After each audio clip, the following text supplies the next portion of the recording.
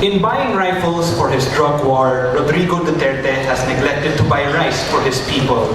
He has been obsessed with striking fear into the hearts of criminals, but fear cannot fill the stomachs of the poor. It is high time that the Philippine government got its priorities straight.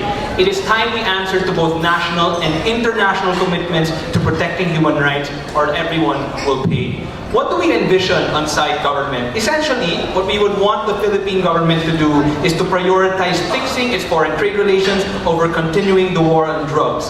What do we mean? Firstly, we would invite Rodrigo Duterte to use his remaining political capital to commit to an explicit timetable of fixing foreign trade agreements with specific party. In this debate, we would envision that he uses that capital to have a formal agreement with the European Union to have a timetable to reform the HR situation. That within 5 to 10 years, they will go back to committing to the same international conventions they agreed to when they signed on to the generalized scheme of preferences. Secondly, we would posit that he would want to cut down on the drug war because it is no longer his priority. We are looking at a reduction of tokhang. We are looking at a reduction of watch lists. We are looking at a reduction of killings, or maybe even total abandonment. Only when he has fixed these commitments could he possibly entertain going back to the drug war, but we think with the effects of recommitting to foreign trade relations, we highly doubt that will happen.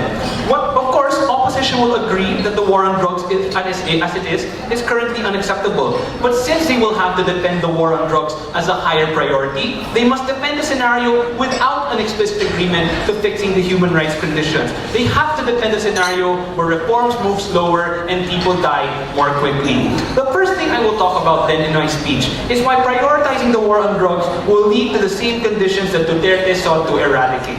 We think that the war on drugs has been terrible for the business community. For foreign investors, the murder of the Hanjin executive G. Igju in the police headquarters in Camp Crame and the bungled investigations of the government after tells them many things. They are not safe from crime and murder. The police cannot be trusted with their protection, and the government is willing to tolerate this ineptitude. For local businesses, the war on drugs means that more family members will die, and so will the workers. Generally, it is unsafe to do business. Generally, it is unsafe to live in the Philippines. We think the continued priority of the war on drugs is not conducive to foreign trade relations, which are premised on stable and safe markets, which are premised on transparent and accountable governments. We think the resulting reductions on foreign trade relations, like the possible reintroduction of tariffs, the possible reduction of allowable Filipino products to be exported to other countries or unions like the European Union, will have many costs if we continue to prioritize the war on drugs.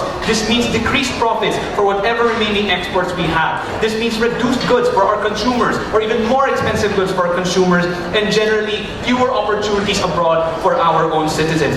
This decreased prosperity can lead to conditions of poverty and want, the same conditions that encourage the depravity and criminality that the war on drugs sought to eradicate. The conclusion is simple: if you lose free trade, you will lose both free trade and the war on drugs.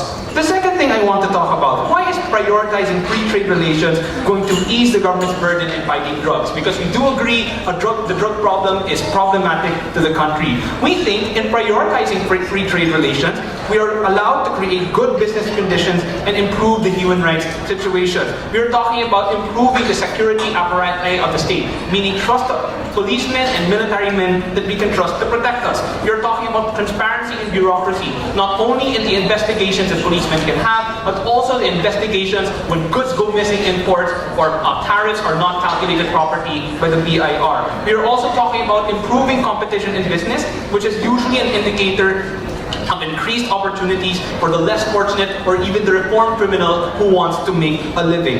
Generally, in being able to prove these conditions to foreign investors and re-establishing our commitments to foreign trade relations, this can generally result in greater prosperity for the country. So let's look at different scenarios of what Rodrigo Duterte might choose to do once he reaffirms his foreign trade relations, once he reaffirms his commitment to human rights. In the best case, Duterte and the government will now be so committed to foreign trade relations population that he will no longer commit to the punitive actions of his war on drugs. He might just focus on rehabilitation or rebuilding the lives of the people on the ground. But in the worst case, if Duterte has the gall to continue the war on drugs, then he will be easily restrained by the more prosperous population of the Philippines, because people will no longer be hungry enough to think that bullets can easily fill their stomach as bread. Ladies and gentlemen, we think prosperity is the key to peace. That is what we stand for on government side. We are proud to propose.